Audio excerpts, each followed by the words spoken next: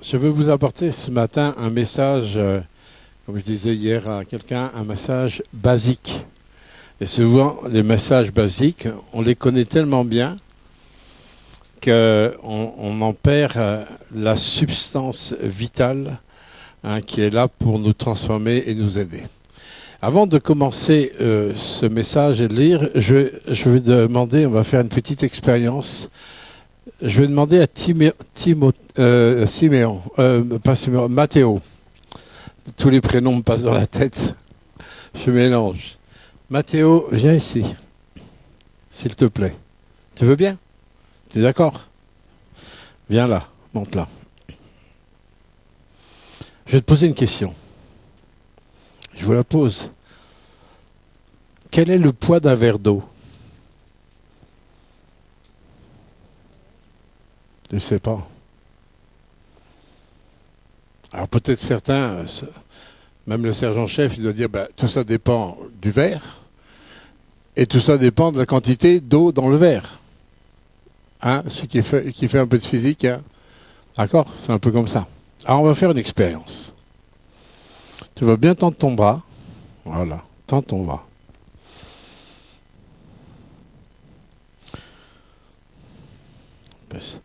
C'est pas lourd, hein? Bon, ça va. On va en enlever un petit peu. Verse un petit peu pour que ce soit moins lourd. Voilà. Voilà.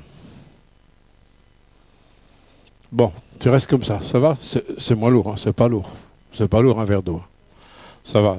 Donc, le poids de ce verre d'eau, il n'est pas lourd. Je ne sais pas quel poids il fait, mais c'est pas lourd. Alors tu restes comme ça, tu ne bouges pas. Tu ne bouges pas. D'accord.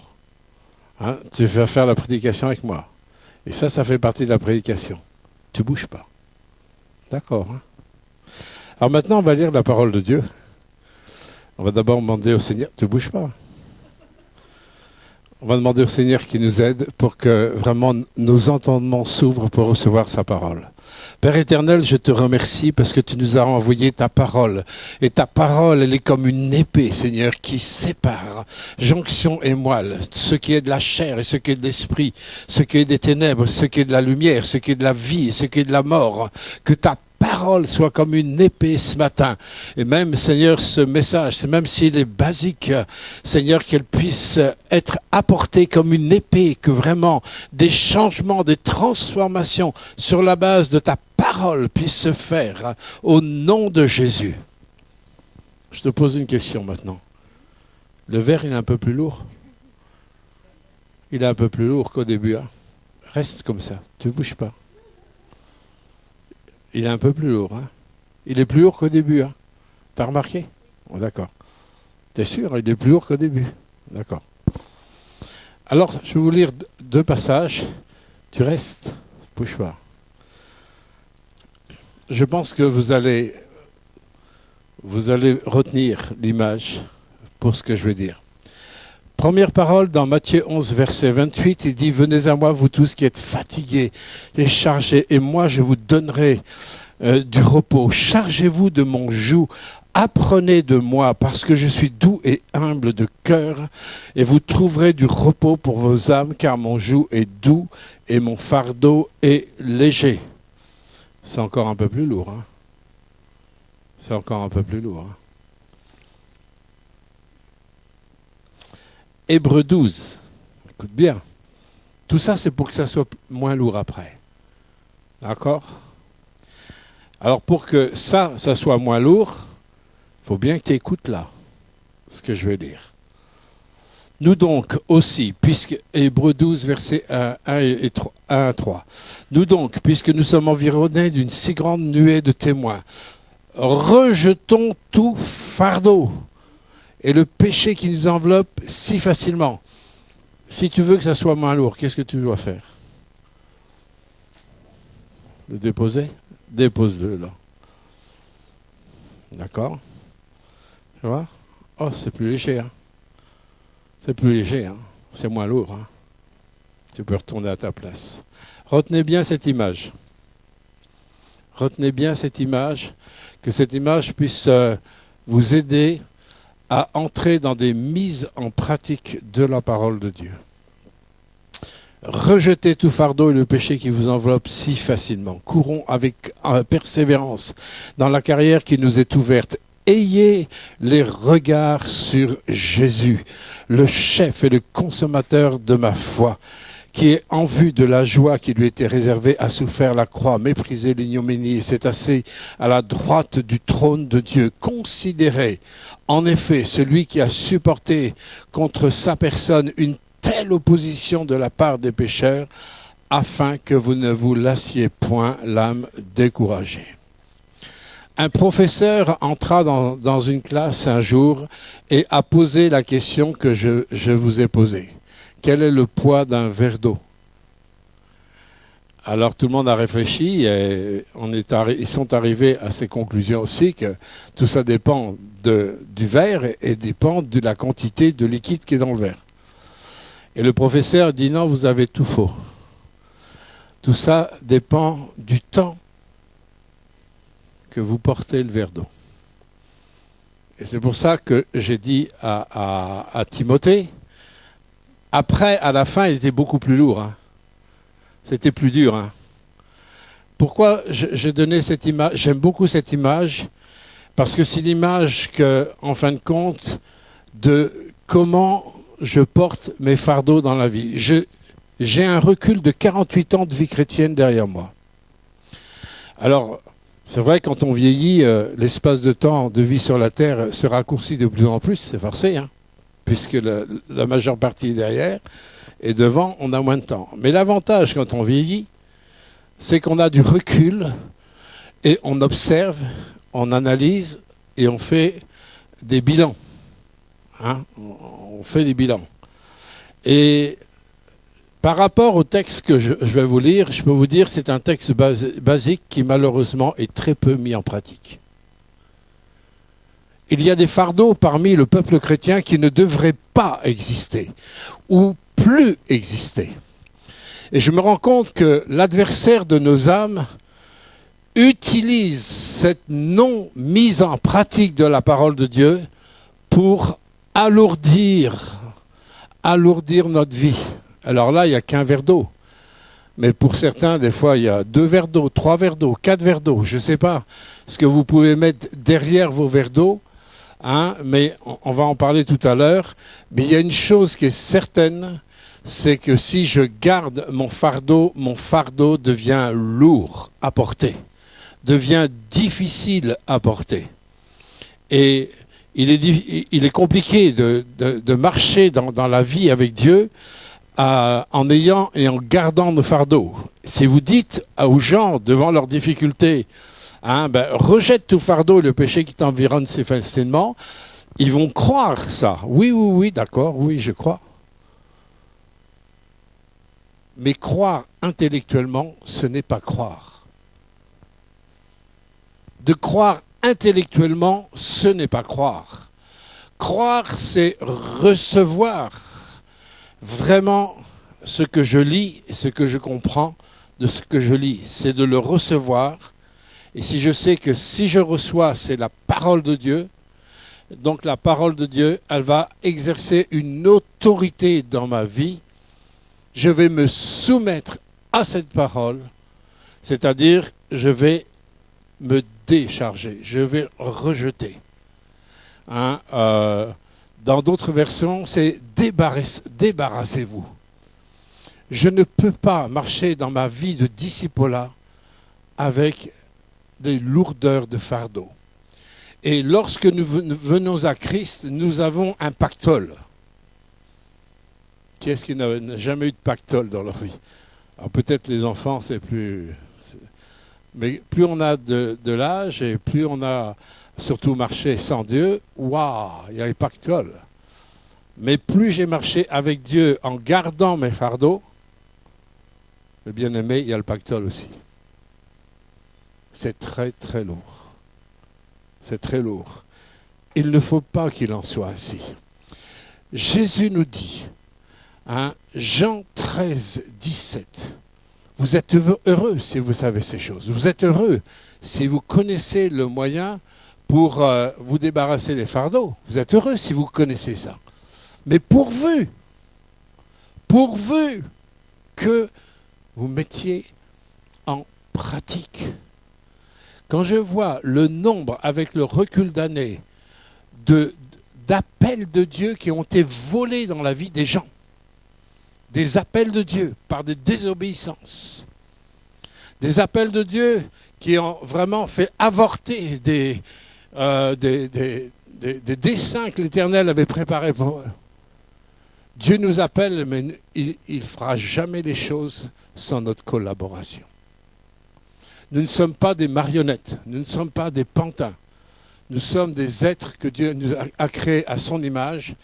Et pour pouvoir marcher avec lui, j'ai besoin de libérer mon accord, mon oui avec lui. Et lui, il s'est occupé justement de ces pactoles que je peux avoir dans ma vie.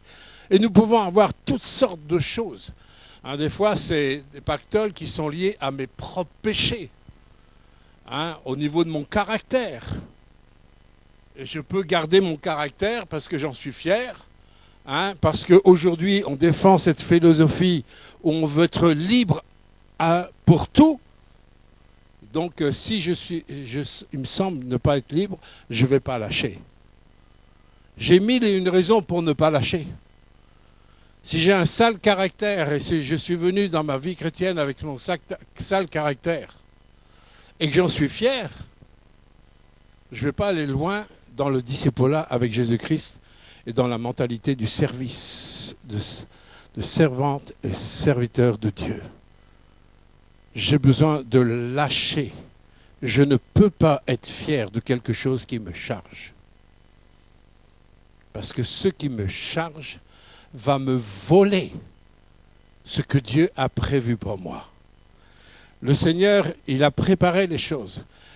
Dans la parole de Dieu, la gestion de ce qui charge nos vies, il s'en est occupé. Ésaïe 53, Ésaïe 61, Hébreux 12, 1, Matthieu 11, 28. Toutes ces références ont un point commun, c'est qu'elles traitent la souffrance et la douleur de l'être humain. Dieu nous appelle pour que nous puissions nous débarrasser de nos péchés, mais il nous dit qu'il s'est chargé de nos souffrances. Le péché nous a amené la souffrance.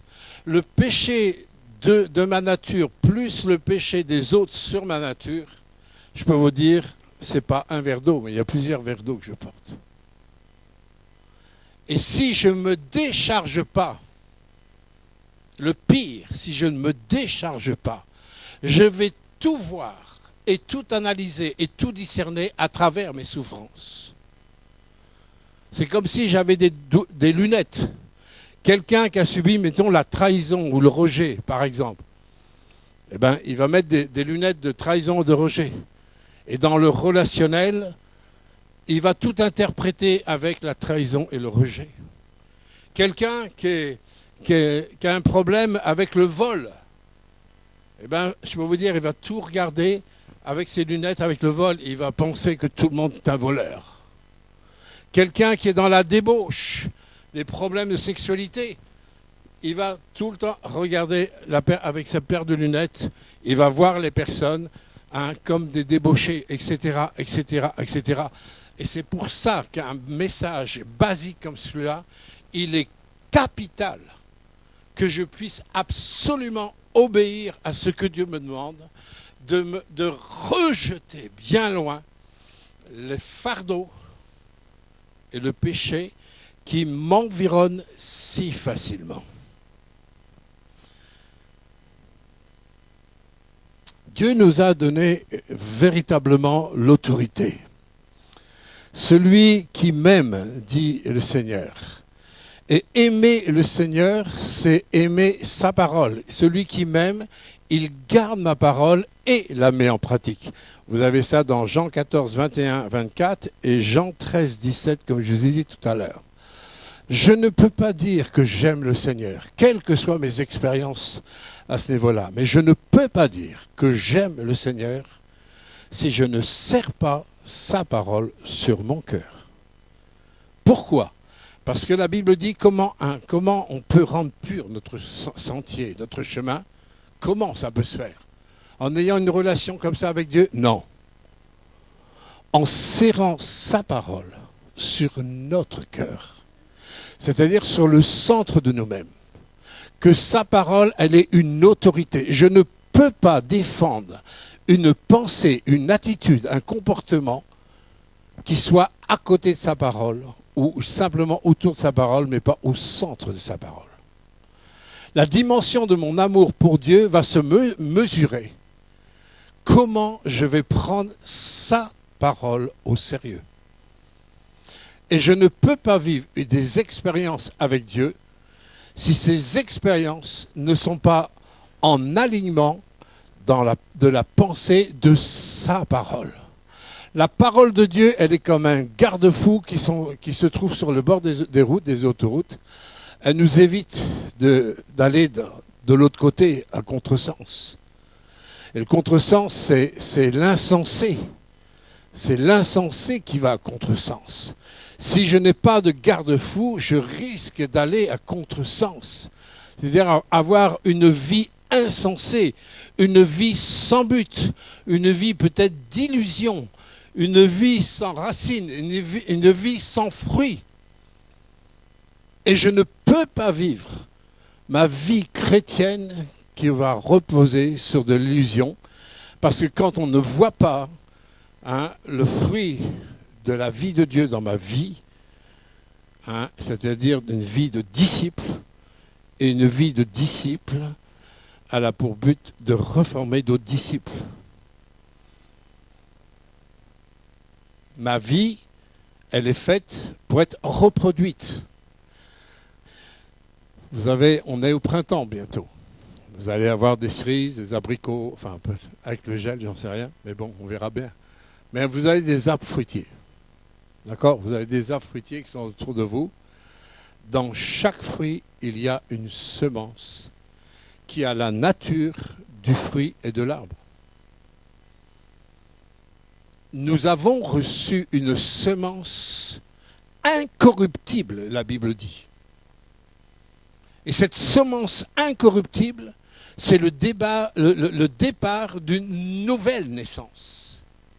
Mais cette nouvelle naissance et cette semence, elle sera étouffée si je ne me décharge pas de mes fardeaux et de mes péchés.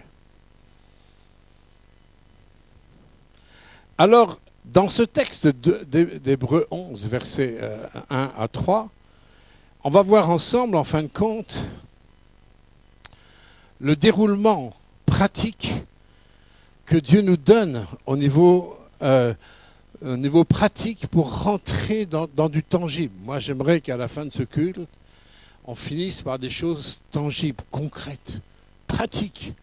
Parce que même si cette croix n'est qu'un bout de bois, mais elle nous rappelle qu'est-ce qui s'est passé sur cette croix.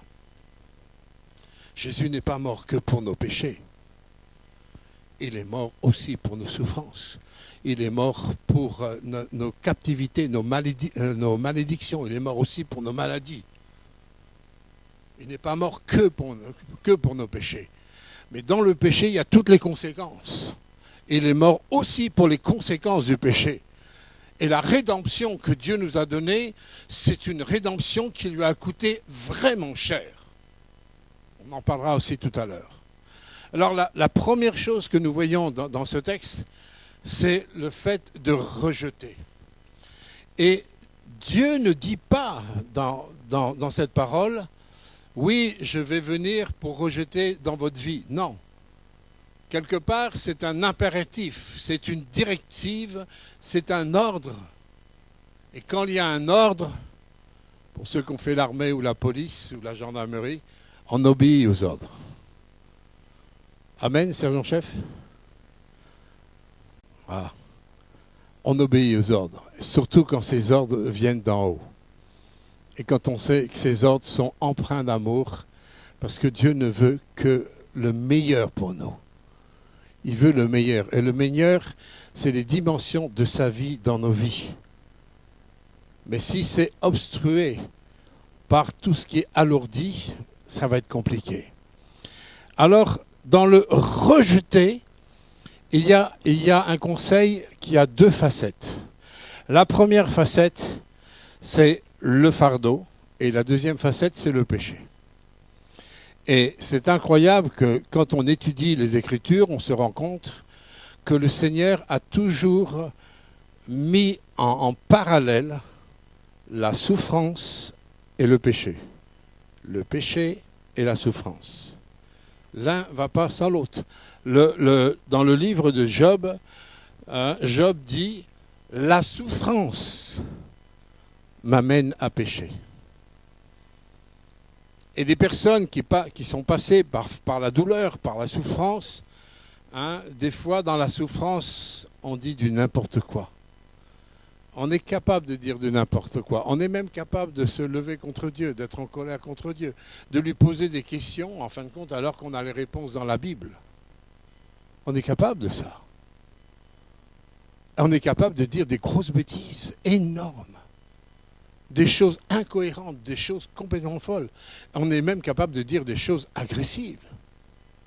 Parce qu'il y a tellement de douleur. Il y a tellement de souffrance. Et je n'accuse pas, mais ce sont des mécanismes qui fonctionnent comme ça en nous. Ça fonctionne comme ça. C'est pour ça qu'il est important de prendre ces messages qui sont aussi basiques, parce que ça, c'est quelque chose qui doit être au départ de notre vie chrétienne, que malheureusement, on se rend compte que ce n'est pas mis en pratique. Et quand Dieu nous demande de rejeter le fardeau, premièrement, et deuxièmement, le péché, comme je dis, c'est ma responsabilité. Bien sûr que Dieu va m'aider, mais il va m'aider que dans la mesure où moi je vais dans le sens de ce qu'il me dit. Je ne serai pas aidé en restant assis sur ma chaise et en faisant rien. C'est quand je marche dans le sens de ce qu'il dit que je démontre ma foi et ma volonté d'obéir. Et quand Dieu voit que je suis là pour démontrer ma foi et ma volonté d'obéir, c'est là que je me rends compte que je peux compter sur la grâce de Dieu et le soutien de Dieu pour pouvoir mettre en pratique ça. Mais ce n'est pas dans l'inaction, j'en parlerai aussi tout à l'heure, que je vais voir l'aide et le secours de Dieu. Ça, mes bien-aimés, ça ne marche pas. Ça ne marche pas. Nous sommes un peuple en marche et le Saint-Esprit, il est en marche. Depuis toujours, depuis le départ, il est en marche. Il est dans une action permanente. Il n'est jamais dans l'immobilité. On verra ça tout à l'heure. Rejeter le fardeau et le péché, quand il dit « il nous environne si facilement », mais quelque part, ça nous environne depuis notre naissance. Nous naissons avec de la souffrance autour de nous, et ensuite la souffrance qu'on va subir, et nous voyons que la souffrance, elle est partout. Le péché, on voit aussi autour de nous le péché, mais après on va se rendre compte que le péché va fonctionner en nous aussi comme chez les autres. C'est pour ça que le Seigneur nous dit « gardez-vous de tout jugement ». Quand on est conscient de qui on est, on ne peut plus juger qui que ce soit. Et quand Dieu dit « l'homme spirituel juge de tout », ça n'a rien à voir avec un jugement qui est suivi d'une condamnation. Quand l'homme spirituel juge de tout, c'est-à-dire il discerne pour relever le pécheur. Pour relever le pécheur. Parce que la Bible nous dit que Dieu ne veut pas que le pécheur périsse, mais qu'il se relève. Toute la pensée de Dieu et la vision de Dieu, c'est pour que le pécheur se relève. Si je suis encore sur les bancs pour accuser Pierre, Paul, Jacques ou autres, je ne suis pas dans l'esprit de Dieu. Ce n'est pas possible. Regardez Jésus avec cette femme qui a été prise en flagrant délit d'adultère. Et devant ses accusateurs, comment il a agi. Il dit, ok, la loi dit qu'il faut lapider le pécheur, il n'y a pas de problème. Mais à condition que ce soit quelqu'un qui soit sans péché. Alors c'est difficile de trouver quelqu'un sans péché. Et on voit dans la Bible que tous ceux qui étaient là pour l'accuser, quand ils ont entendu la parole de Jésus, ils sont tous partis, ils ont lâché leurs pierres, et ils sont partis les uns après les autres, en commençant par les plus vieux. Parce qu'il y en avait des verres d'eau. Hein. Il y en avait des verres d'eau à porter. C'était lourd. Hein. Et du coup, dans leur conscience, ils se sont bien rendus compte que, quelque part, étant pécheurs eux-mêmes, ils ne pouvaient pas condamner cette femme. Il n'y en avait qu'un qui pouvait la condamner, qui était sans péché, c'était Jésus. Et lui qui était en droit de la condamner, il ne l'a pas condamnée pour une raison. Parce qu'il savait qu'il a accepté, lui, d'être condamné à la place de cette femme. C'est ça la justice de Dieu. C'est ça le rétablissement de Dieu. C'est ça la grâce de Dieu. Et il lui a dit, va et ne pêche plus. Vous voyez, on ne peut pas se dire chrétien, un chrétien biblique je parle pas de chrétien religieux. On ne peut pas dire que je suis le Seigneur si je suis dans une mentalité de jugement, d'accusation et de séparation. Ce n'est pas possible. Les hommes religieux ont accusé Jésus parce qu'il était avec les gens de mauvaise vie. Prostituées, voleurs, menteurs, etc., etc. Les gens religieux ne pouvaient pas comprendre l'état d'esprit de Christ. Cet état d'esprit de miséricorde, de grâce, de pardon, et cet état d'esprit que si Jésus pouvait le faire, c'est parce que lui, il venait porter la condamnation sur lui. Jésus n'a jamais fait de compromis avec le péché. Il est du verbe haïr le péché. Mais combien il aime le pécheur. Combien il aime le pécheur.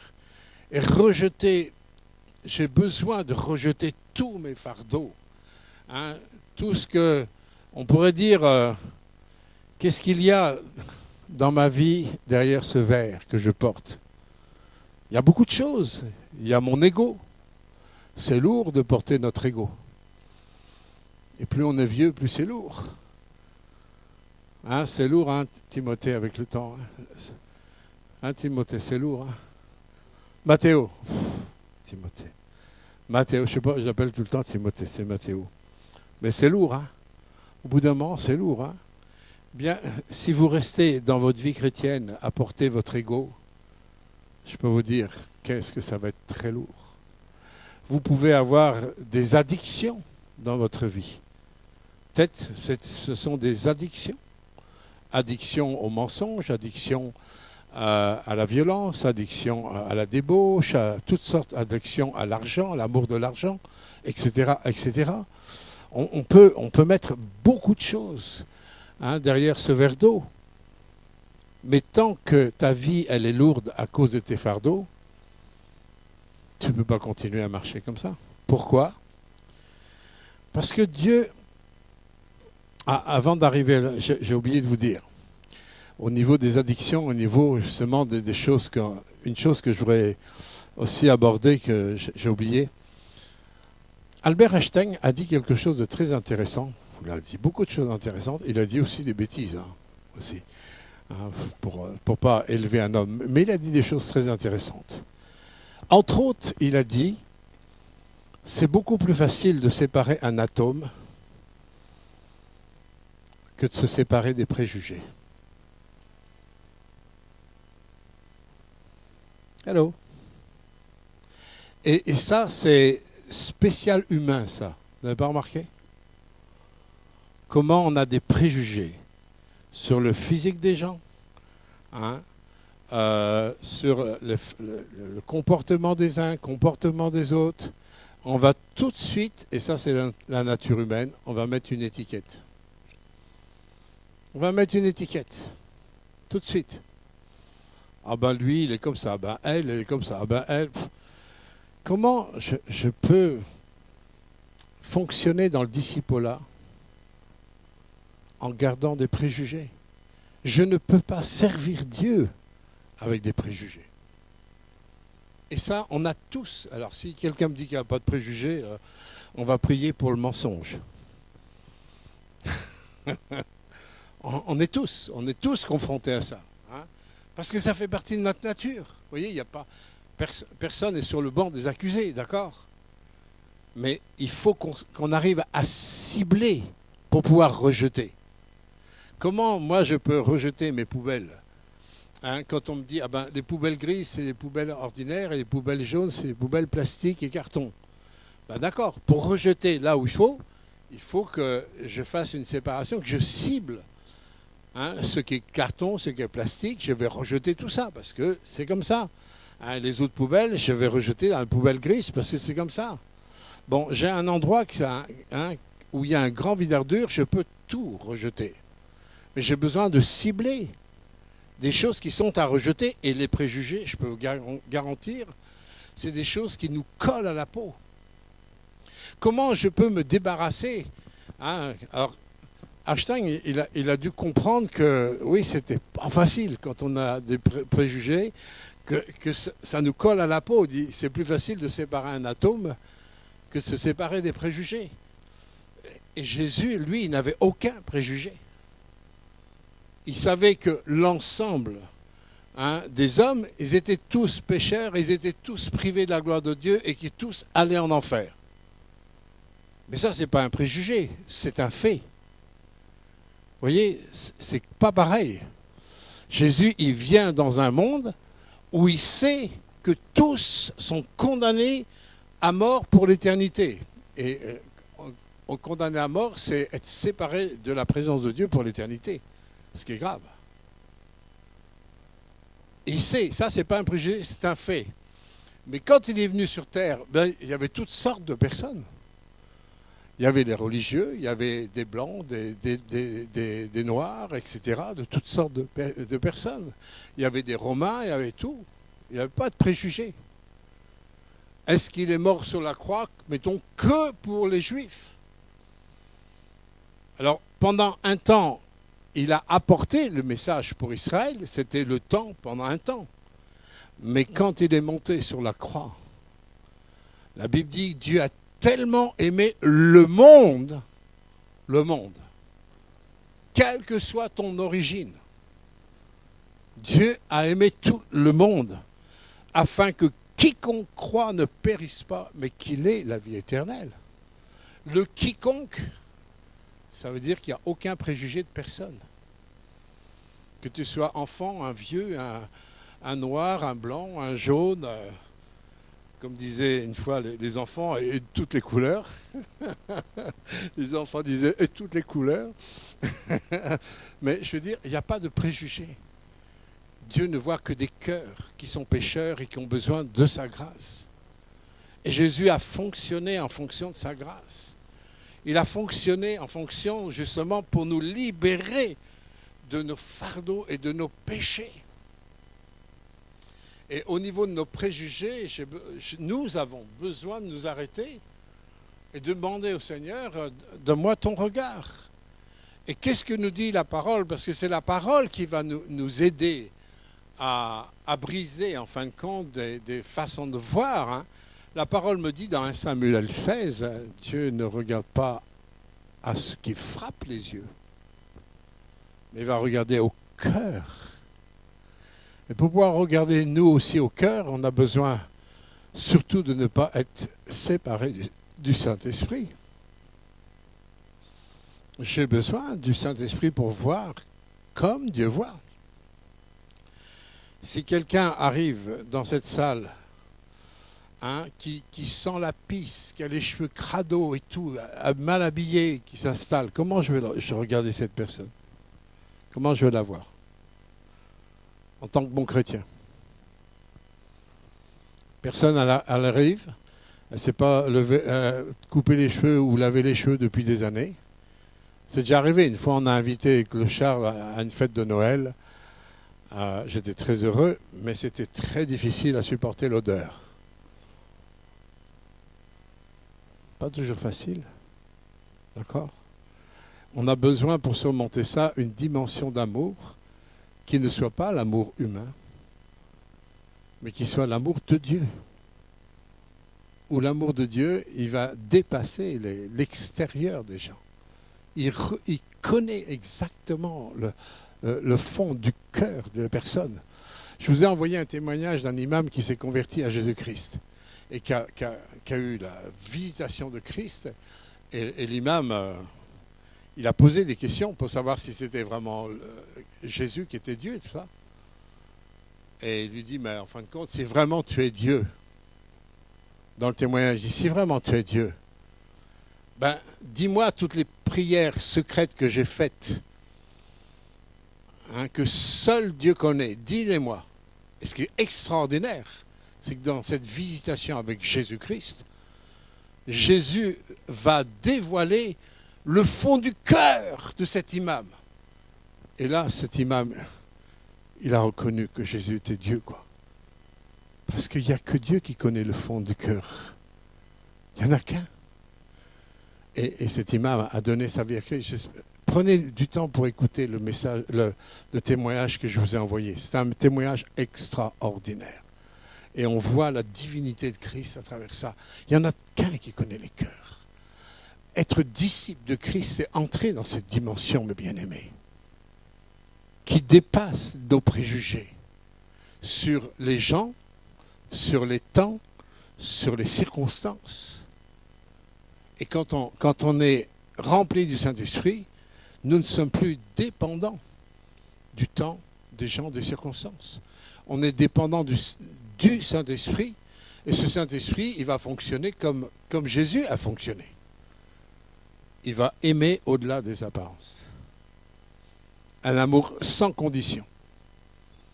Et il va toujours travailler pour relever le pécheur, pour donner une opportunité au pécheur, etc., etc. Alors, pour pouvoir entrer dans cette dimension, la deuxième chose qu'on relève dans ce passage que je vous ai lu tout à l'heure dans Hébreux 12, c'est que nous ne pouvons pas courir donc si on est chargé, hein, mais là Dieu nous dit courez avec persévérance.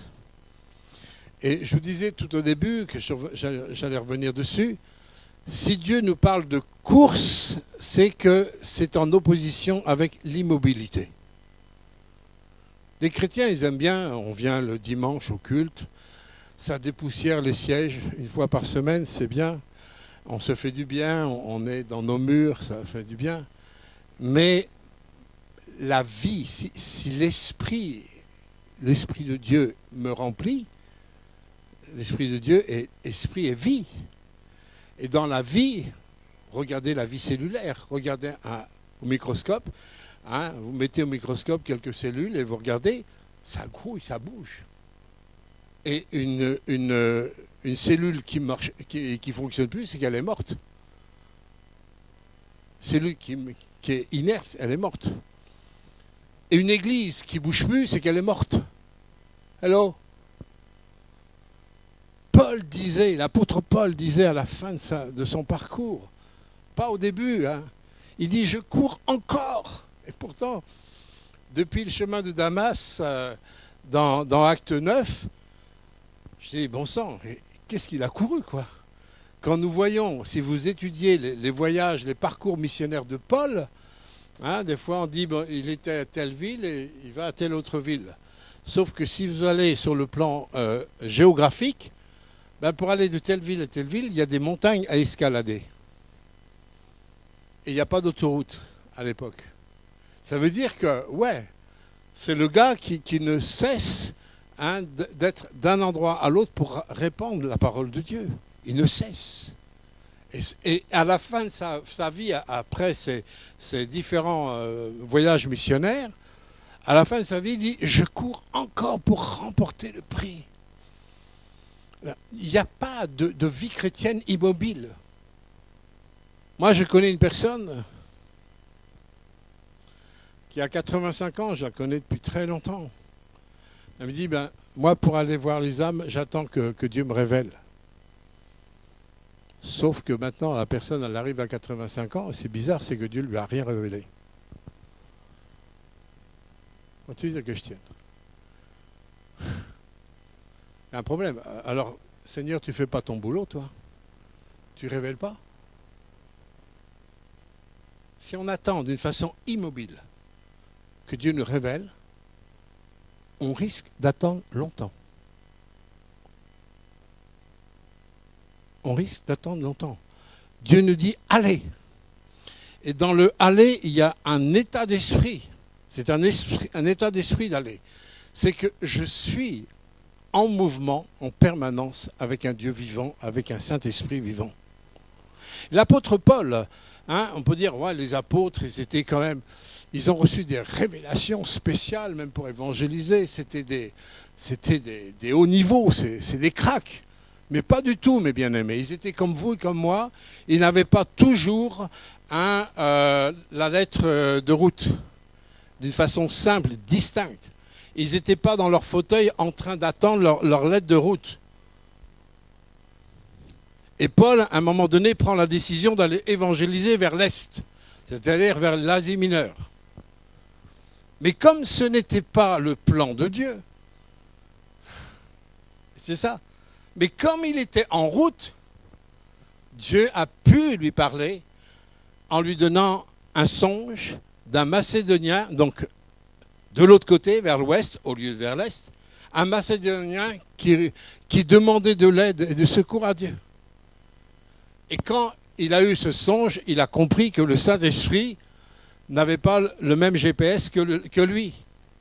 Il a eu la révélation. Il a eu la révélation parce qu'il était en route. Moi, la personne dont je vous parle, elle n'a jamais été en route. Et c'est bizarre qu'arrivé à la fin de sa vie, elle n'ait toujours pas la révélation.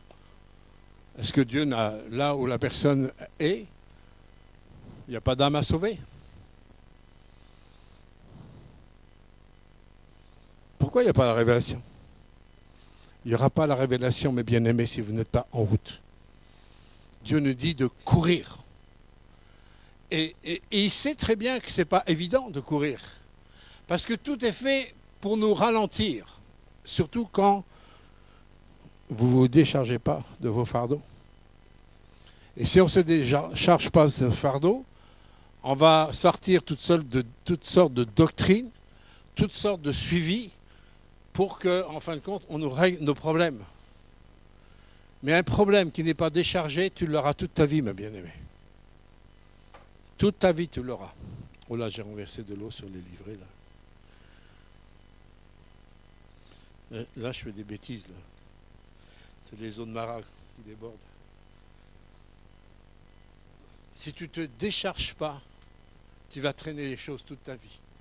Alors, tu pourras essayer d'avoir un suivi pastoral, des conseils pastoraux ou autres, mais tant qu'il n'y a pas l'acte d'obéissance, où tu vas lâcher, on te reverra 10 ans, 20 ans, 30 ans après, tu seras toujours au même stade. Et c'est ce que j'ai constaté, moi, en 48 ans de marche chrétienne. Des fois, j'ai pleuré. J'ai pleuré de voir des couples que j'ai beaucoup aimés, bon, qui sont décédés maintenant. Mais quand j'ai vu leur parcours, des gens qui aimaient Dieu, ils aimaient Dieu, mais ils avaient trop de verre qu'ils avaient gardé dans leur vie. Pas de fruits, pas de liberté.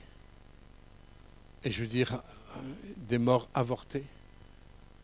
C'est pas ce que Jésus veut. Jésus nous a choisis pour un but, que nous portions du fruit. C'est-à-dire que pour porter du fruit, comme pour un arbre avec les fruits, il faut que la semence qui est dans le fruit, il faut que ça soit semé. Sinon, je ne vais pas porter du fruit. Toutes les bénédictions personnelles de Dieu que tu as dans ta vie, toutes, n'ont pas un but égocentrique. Jamais. Elles ont le but pour te préparer et former pour que tu puisses répandre chez les autres ce que tu as reçu de Dieu. Et je vous donne la parole de Dieu, 2 Corinthiens chapitre 1, où il nous est dit que Dieu nous console. Et quelle consolation quand j'obéis à Dieu et que je vois que je suis déchargé. Il nous console pour nous rendre capables de consoler les autres. Ça, c'est le véritable évangile. Ce n'est pas de la religion, ça. Et ce n'est pas de faire les choses pour essayer de gagner son ciel. Non, on a le ciel, c'est Jésus qui nous l'a gagné. Mais on entre dans une dimension de disciple-là.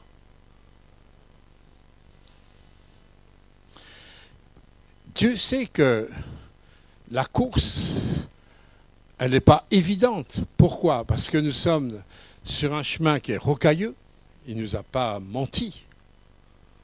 Hein? D'ailleurs, le sien aussi était rocailleux. Hein? Quand on voit depuis sa mort, on a voulu détruire les enfants et tout ça. Combien de fois on a voulu mettre à mort Jésus, hein? Mais bon, personne n'a pu le faire avant l'heure. Mais quand c'était l'heure, lui, il a donné sa vie. Quand on voit le drame, hein, de la crucifixion, c'est dramatique de voir un homme crucifié sur un bois comme ça, de mourir à petit feu avec autant de douleur, de souffrance, c'est dramatique. Hein, quand on voit tout ça, mais il y a eu la résurrection. Mais le parcours de Jésus, il était rocailleux. Il a eu des ennemis jusqu'au bout, jusqu'au bout, jusqu'au bout, jusqu'au bout. Il y a eu des ennemis, des gens qui se sont levés.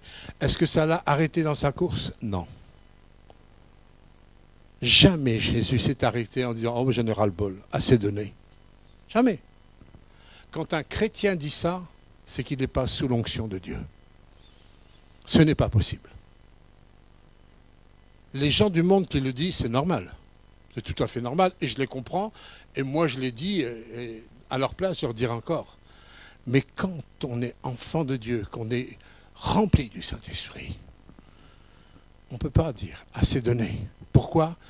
Parce que dans les luttes, dans les combats, dans la marche et tout ça, Dieu, il nous forme, il nous façonne. Il nous apprend à nous décharger. Il nous apprend à nous décharger. Il nous apprend à rejeter. Il nous apprend à continuer à marcher par l'Esprit, même si on n'a pas toute la révélation. Et on sait qu'au moment voulu, il va nous parler quand il le faut. Comme il avait fait avec Paul pour l'évangélisation. Ça, c'est une marche par le Saint-Esprit. La persévérance. C'est ce qui manque. Aujourd'hui, nous sommes dans le monde de l'instantané. On va faire les choses tout de suite, comme on veut, sous les formes qu'on veut. Il faut que ça soit, il faut que ça réponde tout de suite.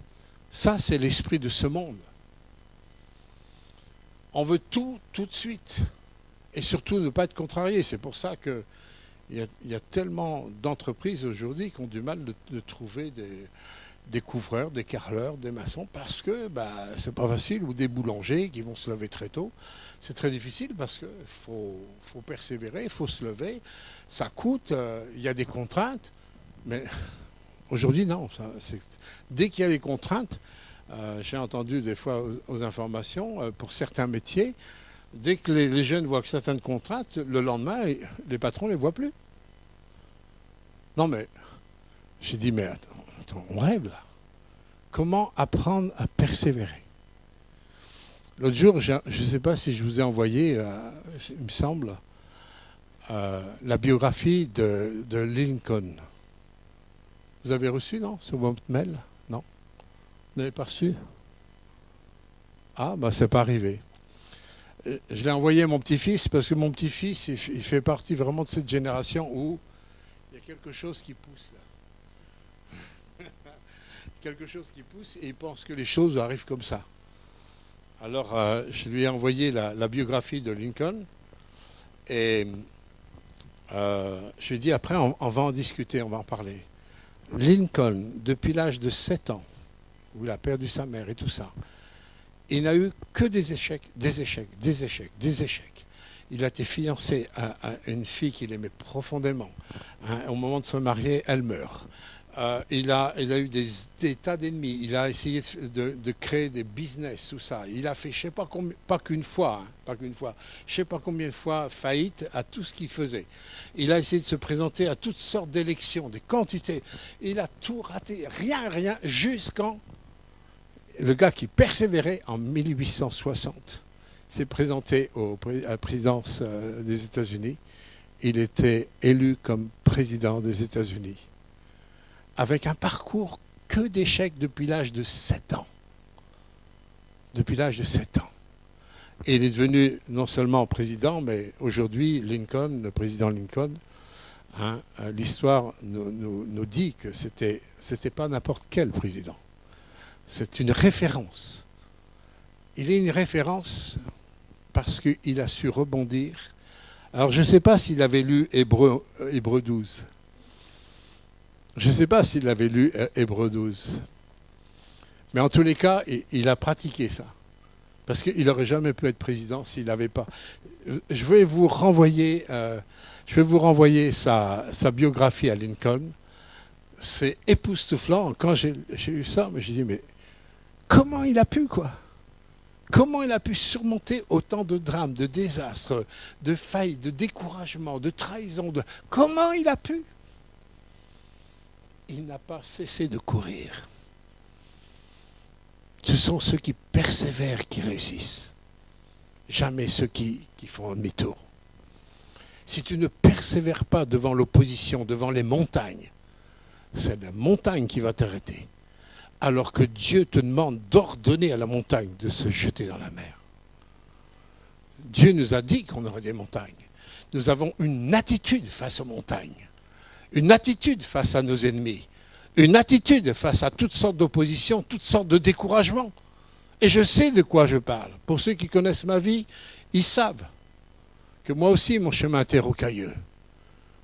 La force qu'il y a dans le fait de se décharger.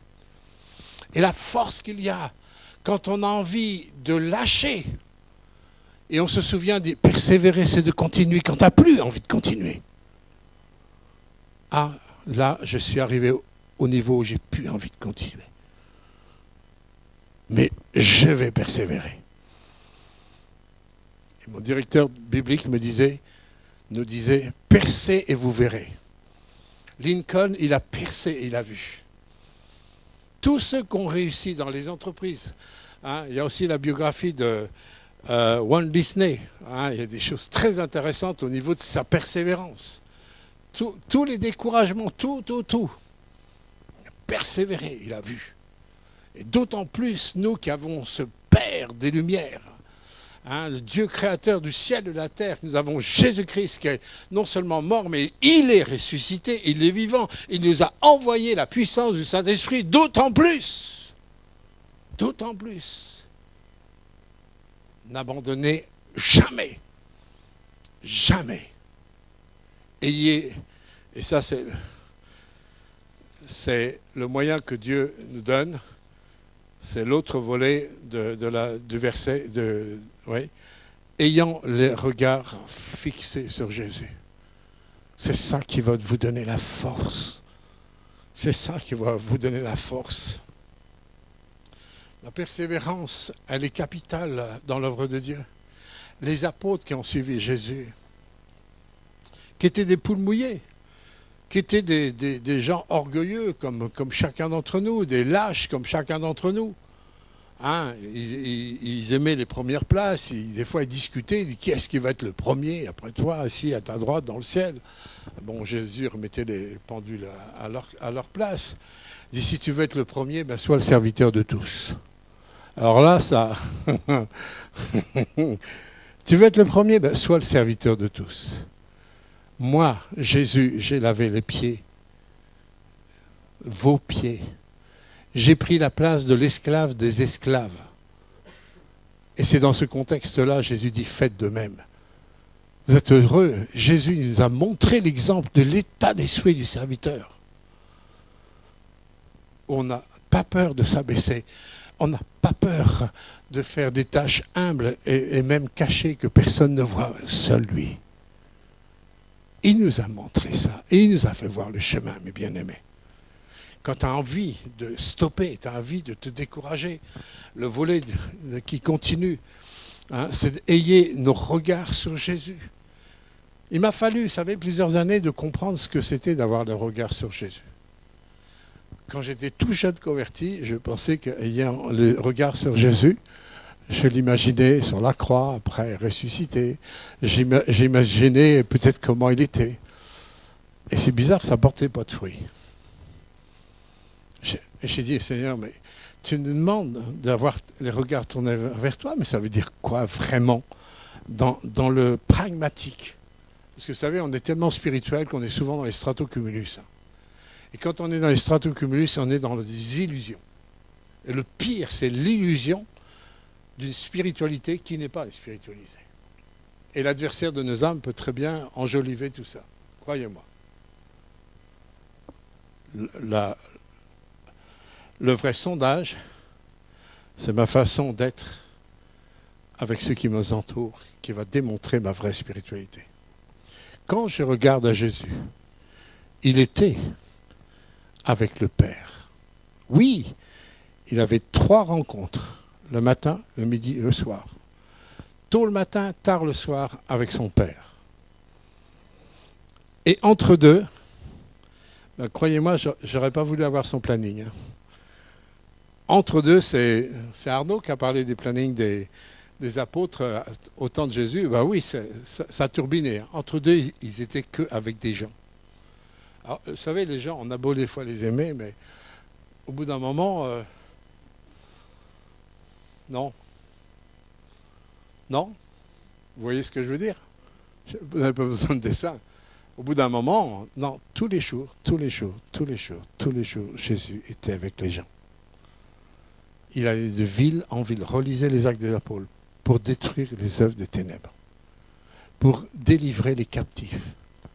Tous les gens, il y a des gens qui venaient pour qu'ils puissent prier pour la guérison, la délivrance, des confrontations avec les ennemis, avec les religieux. C'était constant. C'était comme une fourmilière constamment. Dans la vie de Jésus, dans le planning de Jésus, c'était en permanence. Est-ce que Jésus s'est lassé? Il n'a pas arrêté jusqu'à la croix. L'Église doit rentrer dans le ministère de Jésus. L'Église doit entrer dans le ministère de Jésus. Et comme on a des fois des passés qui nous bloquent dans le relationnel, il faut que je règle. L'évangile est avant tout relationnel. Ma vraie relation verticale avec Dieu a une répercussion sur l'horizontale avec les hommes. C'est ce que Jésus nous a démontré. La vie de Jésus est une démonstration de ce qui vient d'en haut, il l'a donné en bas. Et l'Église est appelée à faire de même. À faire de même. Alors, ayant les regards fixés sur Jésus, j'ai besoin de déceler, en fin de compte, comment Jésus il a fait dans les évangiles. J'ai compris que regarder Jésus, c'est le regarder au travers de sa parole. C'est au travers de sa parole que je vais découvrir ce qu'il est. Et quand je vais découvrir ce qu'il est, je vais découvrir qui est mon Père. Puisqu'il dit, celui qui m'a vu, il a vu mon Père. Parce que moi et le Père, nous sommes un. Il n'y a pas le Fils d'un côté le fils et le Père de l'autre, bien sûr. Matériellement, oui, mais dans l'esprit, non, ils sont qu'un. Le Père, le Fils et le Saint-Esprit, ils sont qu'un. Si j'ai vu Jésus, comment il agit avec les gens qu'on délaisse quand on pense que Jésus il touchait les lépreux, où toute la société évitait les lépreux, lui, il est touché. Il dit, sois pur. Et le lépreux était guéri de sa lèpre. Waouh! Il y en a qu'un qui peut faire ça, c'est lui. Et à l'heure actuelle, il n'y a qu'une couche de société qui est appelée à faire la même chose, c'est l'Église biblique. L'Église biblique, elle est appelée à faire la même chose. À aller vers ceux vers qui personne va.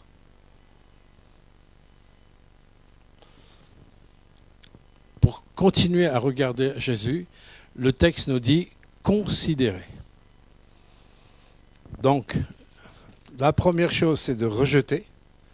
Deuxième chose, c'est de considérer, de courir avec persévérance. Ensuite, d'avoir nos regards fixés sur Jésus, qui est d'avoir nos regards fixés sur sa parole. Et c'est là que je le découvre.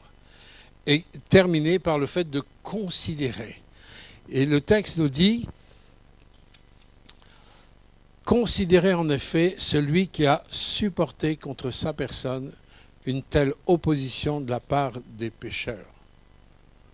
Je dois considérer le parcours de Christ. Quand Jésus, il s'est d'abord, avant de venir sur la terre, il s'est dépouillé de toutes choses. Vous avez ça dans l'Épître aux Philippiens, chapitre 2, je crois. Il s'est dépouillé, il a quitté son ciel de gloire. Il a quitté son confort, on pourrait dire ça comme ça. Jésus, il a quitté son confort. Il a quitté sa sécurité. Quoique ce n'est pas tout à fait juste de dire ça, parce que lui-même est la sécurité. Mais il a quitté cette sécurité extérieure au niveau d'être avec son Père. Et pour venir dans un corps comme le nôtre, se dépouiller complètement, dans un monde qui allait le rejeter, le faire souffrir et le crucifier. Il n'a jamais hésité et jamais il a dit « j'en ai ras-le-bol ». Jamais. Considérez tout ce que Jésus a dû souffrir. On a voulu le mettre à mort dès sa naissance. Il a fallu que Joseph et Marie ils sont partis en Égypte pendant un temps, jusqu'à temps qu'un ange dise « vous pouvez revenir parce que celui qui voulait te tuer, maintenant, il est mort lui-même ». Vous voyez, il a fallu des interventions divines, même pour protéger Jésus quand il était enfant, tout ça. On a voulu le balancer en haut d'une montagne. Ils n'ont pas pu se saisir de lui parce que ce n'était pas le temps. Vous voyez, tout au long, il y a eu de l'opposition, même avec les apôtres. Vous savez, lui, il a formé des disciples. Une fois, j'ai assisté à une pastorale, je pense que Jérémie était là. Je peux vous dire, heureusement que je n'étais pas cardiaque, mais il a fallu que je m'accroche. J'ai entendu de la bouche de vieux pasteurs qui disent « on ne sait pas faire des disciples ». Oh là là. J'ai dit « comment ? On ne sait pas faire des disciples ?» Mais je comprends dans quel contexte il dit, mais comment arriver en fin de carrière, on peut dire comme ça, alors que c'est le cœur de notre mission. Pourquoi on ne sait pas faire des disciples ? On préfère faire des programmes que des disciples. C'est plus facile à faire des programmes que des disciples. C'est facile de faire des programmes pour faire tourner la machine, pour faire tourner une entreprise qui s'appelle Église, même évangélique protestante. Ça, c'est facile. Très facile. De faire des disciples. Ça veut dire que il va falloir que j'investisse ma vie dans quelqu'un qui va peut-être me rejeter, me calomnier, etc., etc. C'est ça. Et lorsque je suis calomnié, rejeté, parce que c'est ce que Jésus a vécu aussi, il faut considérer ces voies. Est-ce qu'il n'a pas été accueilli à bras ouverts ? C'est pas vrai. Et de faire des disciples, avec ses disciples pendant 3 ans et demi, vous vous rendez compte ? Ils ne comprenaient rien. Ils ne comprenaient rien. L'intelligence humaine ne comprend rien des choses de Dieu. Faire des disciples, c'est avoir aussi une patience. Et pour pouvoir avoir tout ça, ça demande un amour au niveau des brebis. Jésus, il savait qu'en investissant sa vie dans ses disciples, que sa vie allait avec le temps,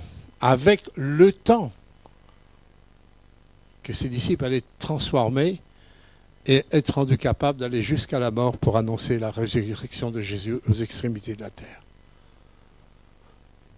Former des disciples, c'est d'avoir une vision et une confiance, un amour véritable des gens.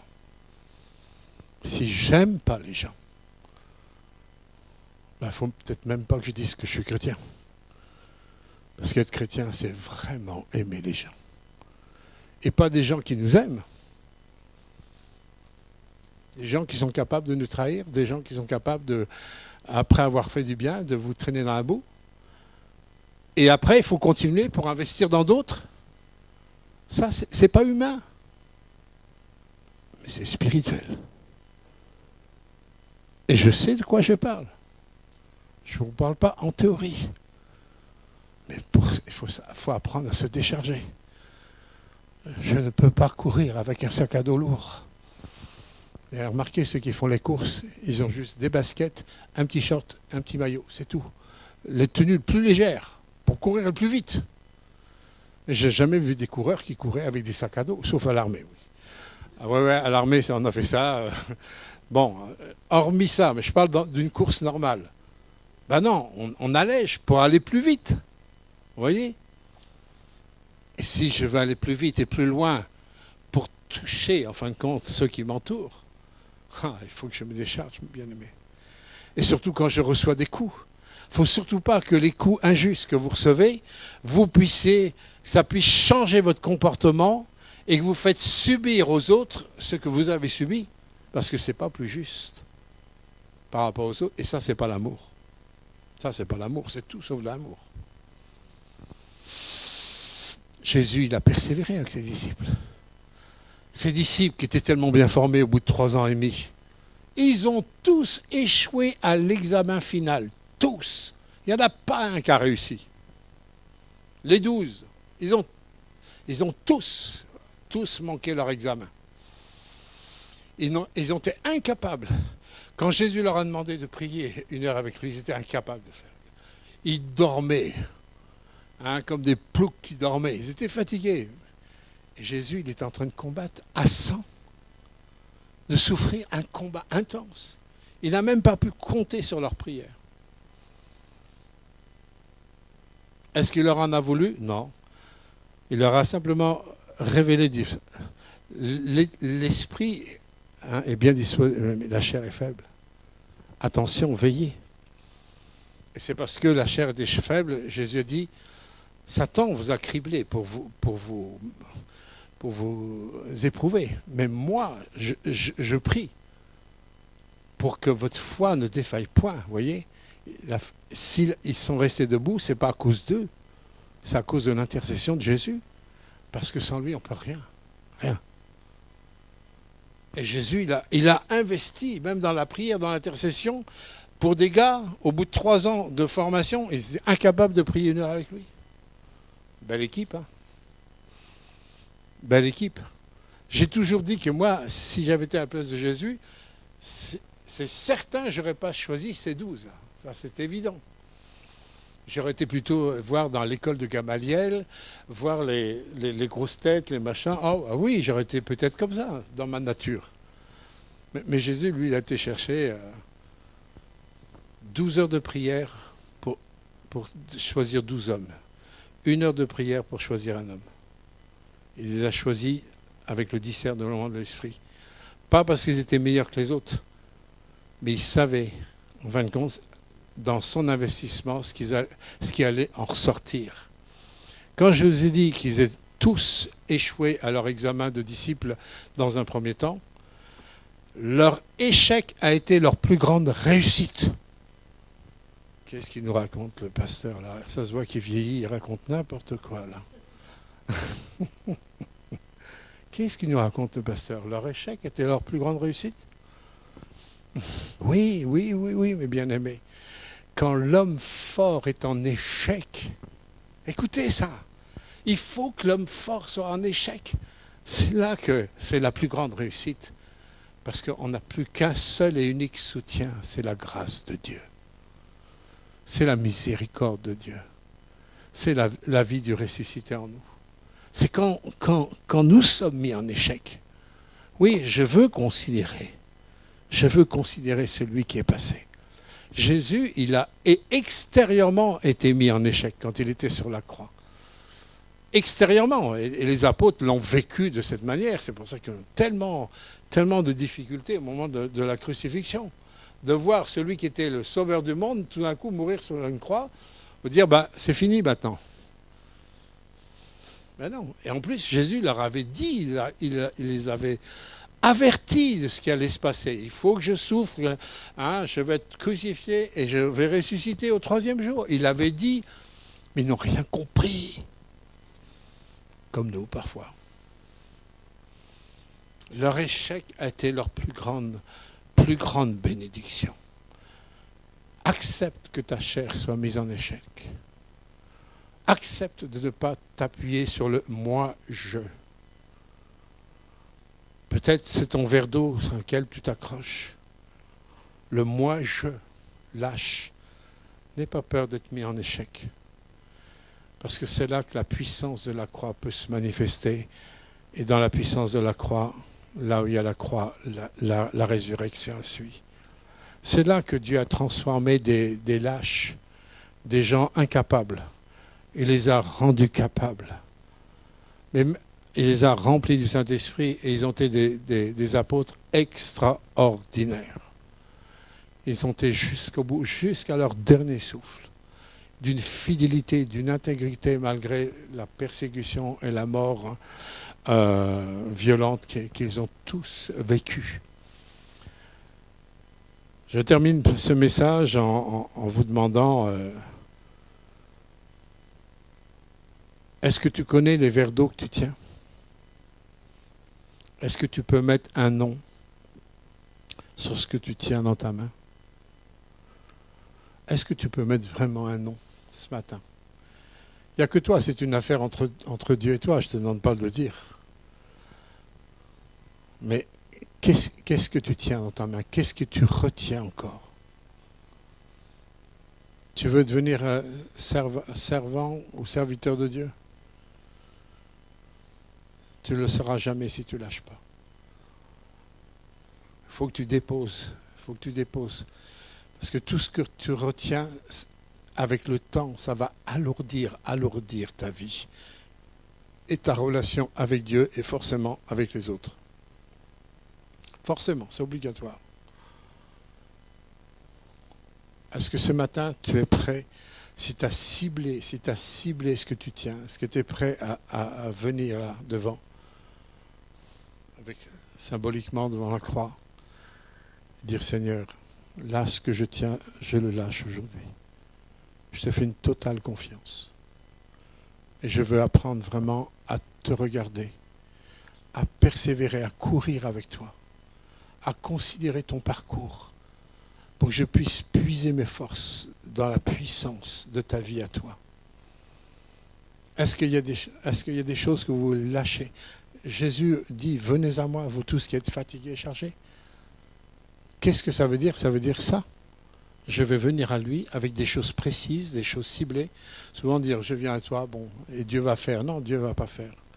Il fera que avec votre collaboration. Parce que nous ne sommes pas des marionnettes, nous ne sommes pas des pantins.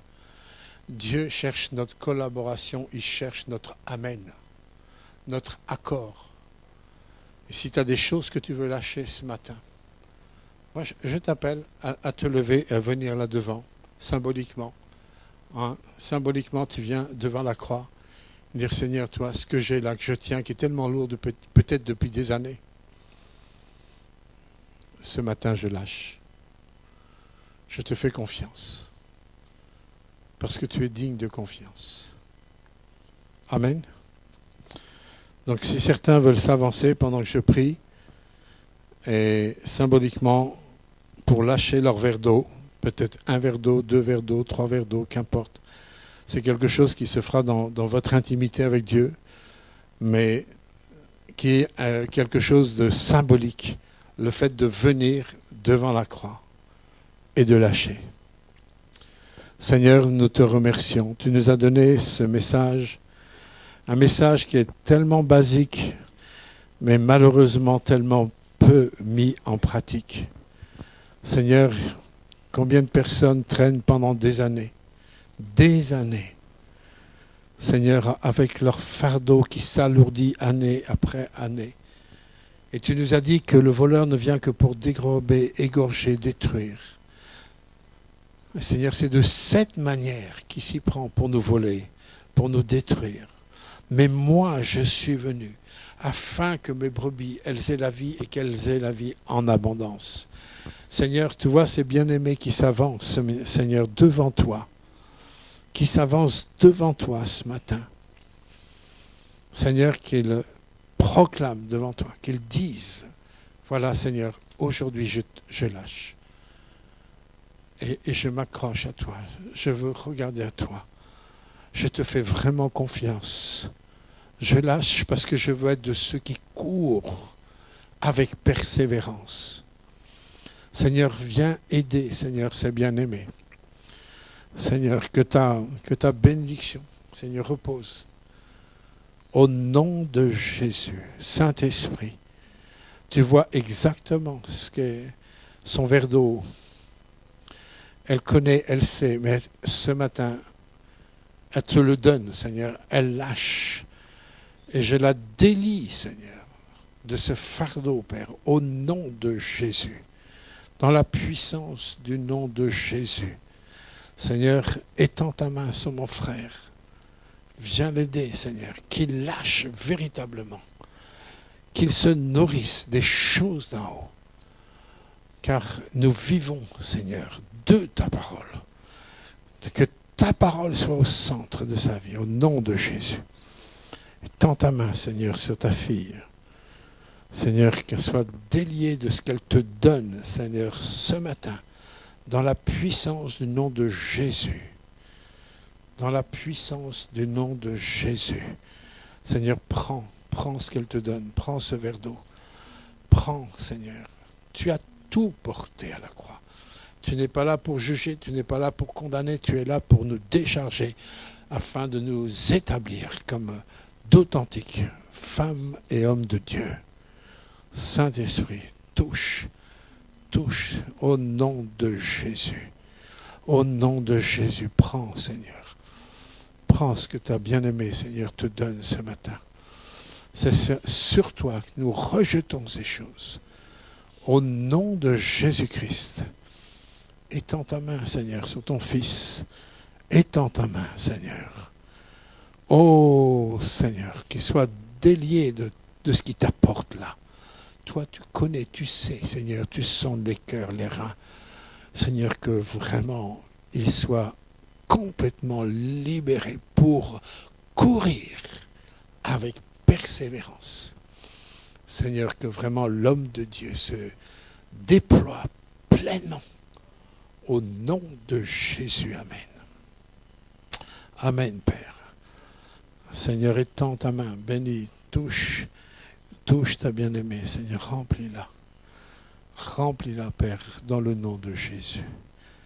Remplis-la. Que ton souffle descende. Qu'elle soit déliée maintenant. Déliée de ce qu'elle t'apporte. Au nom de Jésus. Que ta paix, ta grâce, Seigneur, repose sur tes bien-aimés. Seigneur, souffle, Seigneur, sur leur vie. Je proclame ta bénédiction, Seigneur, sur tes bien-aimés. Peut-être, Seigneur, sur ceux qui sont en visioconférence. Seigneur, qui t'apportent aussi, Seigneur, leur fardeau, qui rejettent. Seigneur, ceux qui sont derrière les écrans, que ta bénédiction repose sur eux, qu'ils soient déliés de ce qu'ils t'apportent ce matin. Et je te loue, Seigneur, de ce que nous allons voir des fruits qui découlent de cet engagement, Père. Au nom de Jésus-Christ, Amen. Amen, Père.